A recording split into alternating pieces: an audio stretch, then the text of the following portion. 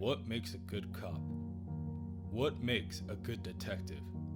Jim Gordon knows. He also knows the loss and the pain that comes with it. When they buried his wife, he was at a loss of words. What else could he say? What can he say now? Night walkers being walked into the precinct. A mother and father asking about their child that has been missing. Jim overhears this conversation between the parents and the other officer. This new couple's daughter has hardly been missing for 24 hours. Apparently, the parents say the kid's window was open from the outside, and there were birthday candles on the pillow.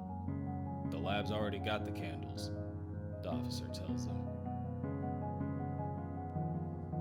We'll see if we can get any prints as soon as we get a chance. Who's next? Next! Right now, it's all just white noise. Jim finally looks up from his desk, only to be greeted by his daughter, Barbara. Busy night, huh? Jim raises an eyebrow and scolds his daughter. He told her time and time again not to come to the station after dark. Plus, it's a school night. Barbara tells her father that he forgot dinner. It's lasagna, her mom's old recipe. Jim agrees to take the free meal, but only if he can drive Barbara home. She denies his offer, telling him that she grew up in Gotham and she'll take care of herself. She'll be taking the bus. Jim gets called to the captain's office, so he lets his daughter off with a warning. This is the last time you come here. Understand? He says with a kiss on her forehead. As Jim enters the captain's office, he is greeted by a Mr. Harvey Bullock. Harvey, with a smile on his face and his hands on his hips, tells Jim, "You know my name, I'm sure. You probably know the face too." Jim doesn't. The captain interjects and explains that Harvey used to host that TV show, Hollywood Detectives, all 5 seasons. Jim tells Harvey that he doesn't watch TV. "I'll get you a copy on Blu-ray. You'll see a biography of yours truly behind the scenes, but here are the bullet points. Born and raised in Los Angeles, spent 9 years working homicide for Hollywood PD. Palm trees, beaches, girls, more girls." Harvey walks over to the nearby window and looks out to the city street. He sees a young Barbara Gordon waving goodbye to her father. "But I'm beginning to see that Gotham has its beauty too. Hi yourself, sweetheart." "Anyway," he explains, putting his hand around Jim's shoulder, only for Jim to immediately shrug the hand off. "I need a new challenge. Gotham is the most dangerous city in America. Every crime in Gotham is a potential headline. I like headlines. In fact, I'm going to tackle one case in particular that went cold years ago. The murder of Thomas and Martha Wayne. Solve that diamond in the rough, it's out of television and into film." In the past, alone, within the darkness of night, Bruce scans over multiple files containing information about his parents. He quickly becomes frustrated and throws the files down on the desk in front of him when he hears a screech coming from the outside. He looks out the window and finds that the screeching is coming from the direction of the graveyard, near his parents' mausoleum. Bruce exits the manor and makes his way to the gravesite. The screeching becomes louder with every step. Bruce stands only feet away from the place where his parents are buried, and he freezes. The screeching is now echoing within the stone walls. He then decides that he must investigate. He eases the door to the mausoleum open and is instantly met with a colony of bats. Bruce lets out a scream in terror that causes the bats to go into a frenzy and flutter about. He begins to run in the opposite direction and finds a small building on the manor filled with numerous boxes and fragile items, most of them covered with tape with the word Pennyworth on it. He also, for the first time, sees the bat. pitch black samurai armor with the bat insignia on both its chest and the center of the helmet. The craftsmanship is remarkable. Bruce could not look away as he examined the cape draped over the side of the armor. He still looks at the same armor today. He actually has a whole set, now all standing straight on their elevated platforms, within their glass chambers. Alfred asks Bruce, "Why a bat? Because of the day you opened the mausoleum? You think people will be as scared as you were? The kind of people you're hunting don't get scared." Bruce continues to stare up at the armor, and without looking, responds, "Everyone gets scared, Alfred."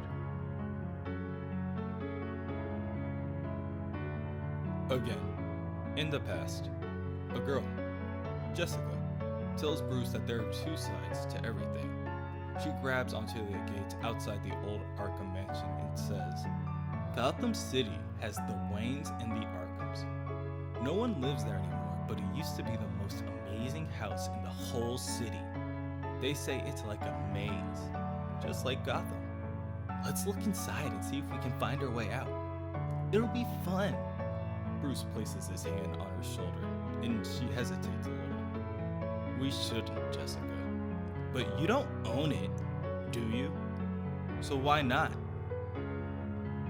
"Because he'll go crazy," a voice says from behind, "just like every Arkham did. Why don't you tell my sister why the house is empty, Wayne?" "Leave us alone, Den." "Yeah, Harvey, go home." Harvey points up to the window on top of the building. There are stains of red all around the seal.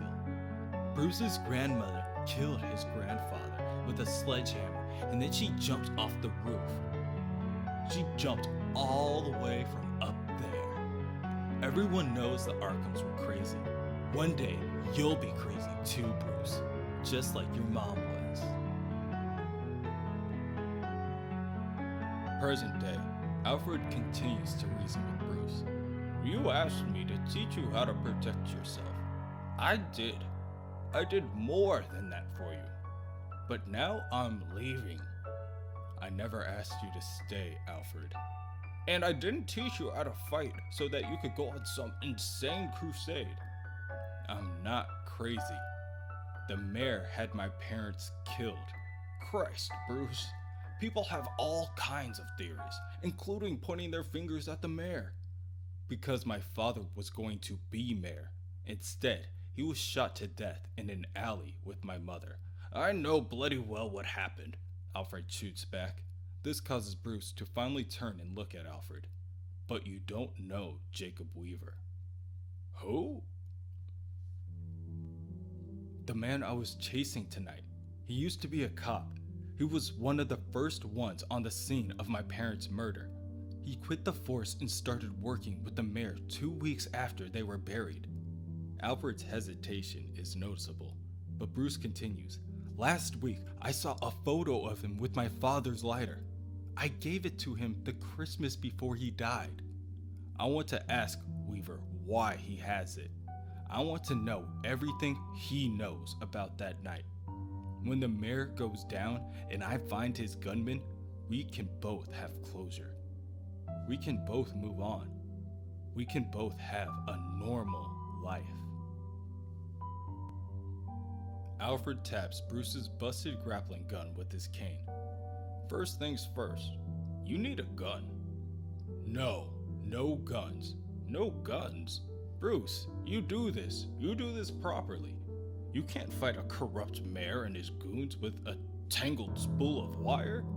And you can't rely on gadgets that don't work. Then I'll find someone who can make them work. Bruce's search for help brings him to the Wayne Tower. Within the design and engineering department, in the back of an office, there is a storage closet dubbed the Foxhole. Within it, a Mr. Lucius Fox. You're Bruce Wayne?" "Yes." "Did I do something wrong? Am I fired? I swear I didn't think that the spot was reserved. You haven't ever parked there, so I thought..." Bruce closes the door behind him and holds up a satchel. I need you to do something for me. You were the lead designer on the neuroprosthetics processor. I was, but Dr. Haberman took it over. It ultimately didn't integrate with the nervous system, and it got scrapped. And he scrapped you too after you broke his nose. Yeah, my passion got the better of me.